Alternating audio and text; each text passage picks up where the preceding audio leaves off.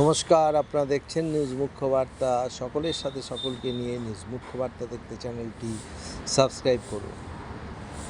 আসামের রঙ্গিয়া থেকে দুই যুবক সাইকেল নিয়ে গতকাল দুর্গাপুর ত্রিনাথ আশ্রমে আসে।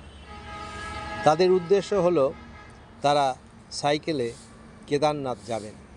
16 দিন আগে তারা আসামের রঙ্গিয়া থেকে রওনা দিয়ে নবদ্বীপ হয়ে গতকাল সন্ধ্যায় দুর্গাপুর ত্রিনাথ আশ্রমে পৌঁছায়। দুর্গাপুর ত্রিনাথ আশ্রমের পীঠাধীশ্বর জুনা আকড়ার রাষ্ট্রীয় সচিব শ্রী মহন্ত রঞ্জিতানন্দ গিরিজি মহারাজের আশীর্বাদ নেন এবং নৈশ সেবা করেন। তাদের এই যাত্রার উদ্দেশ্য সম্বন্ধে মুখপাত্রকে তারা কি জানালেন শুনুন। ব্যুরো রিপোর্ট, নিউজ মুখ্য বার্তা। গাড়ি চালিয়ে কোথা থেকে আসছো? আসামে কোন জায়গা? তোমাদের উদ্দেশ্য কোথা থেকে কোথায় যাচ্ছ? আসামের কোন জায়গা? রঙ্গিয়া। আসামের রঙ্গিয়া থেকে তোমরা কোথায় যাচ্ছ? হ্যাঁ, কেদারনাথ। কতদিন আগে বেরিয়েছো আসাম থেকে?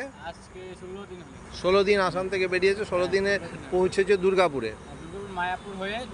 মায়াপুর হয়ে নবদ্বীপ হয়ে তোমরা পৌঁছেছো দুর্গাপুরে।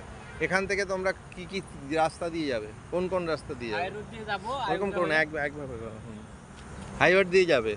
একদমই থাক। হ্যাঁ, হাইওয়ে দিয়ে পুরো একদম হরিদ্বার,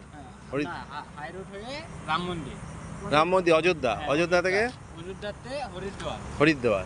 হরিদ্বার থেকে তোমরা আবার ট্রেকিং করবে, মানে পায়ে হেঁটে ট্রেকিং করবে, ওখানে গাড়ি রেখে দেবে। তো তোমাদের এর উদ্দেশ্যটা কি? উদ্দেশ্য কিছুই না, মানে আমাদের একটা স্বপ্ন ছিল, ড্রিম ছিল যে আমরা একদিন সাইকেল নিয়ে যাবো কেদারনাথ।